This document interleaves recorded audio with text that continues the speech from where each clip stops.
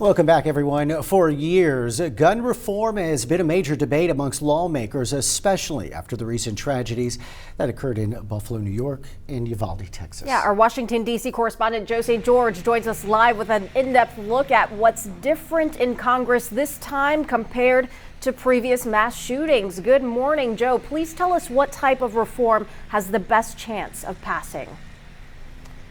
Well, to answer your first question, the fact that they are meeting is news in and of itself, because I can't tell you how many times a mass shooting occurred in the last year and a half, and people would ask people like me who follow this stuff for a living, does anything stand a chance of passing? And for really the last year and a half, I said it doesn't look like it.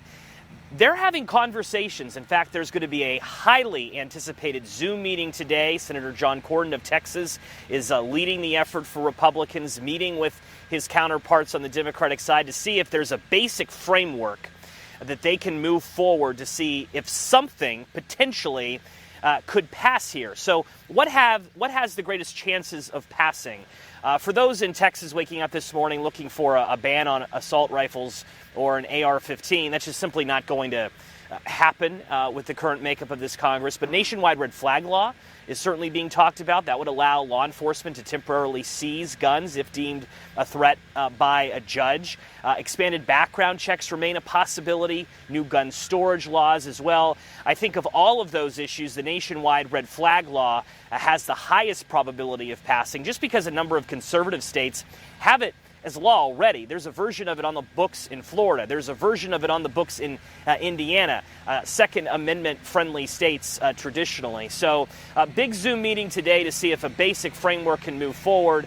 Don't expect anything to move relatively quickly here on Capitol Hill. Senators are quick to address the tragedy of this, but they're not necessarily moving quickly with the negotiations. I expect if any vote is even possible, it would happen several weeks from now. And Joe, the Department of Justice is set to review how law enforcement responded to the shooting in Uvalde. Can you tell us what will the review do? And do you think there's any possible charges that could be filed? Well, there's always a possibility, but the Department of Justice has been pretty clear that this is about a fact-finding mission to see what went wrong in Uvalde. We know the timeline is almost an hour before the shooter entered the school, and law enforcement responding. Police in Texas have said that there was a clear breakdown there of typical policies. So that is essentially going to be the DOJ review. And, you know, after mass shootings like Uvalde, the country has learned something typically.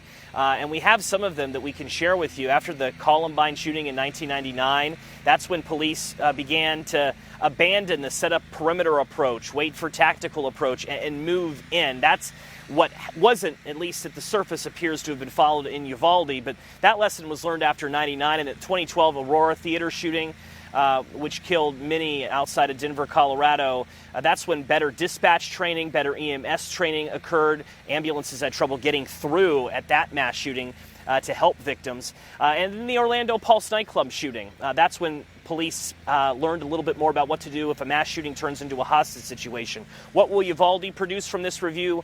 This is going to be several months of interviews, fact-finding by the Department of Justice. Joe, well, thank you so much for your time today.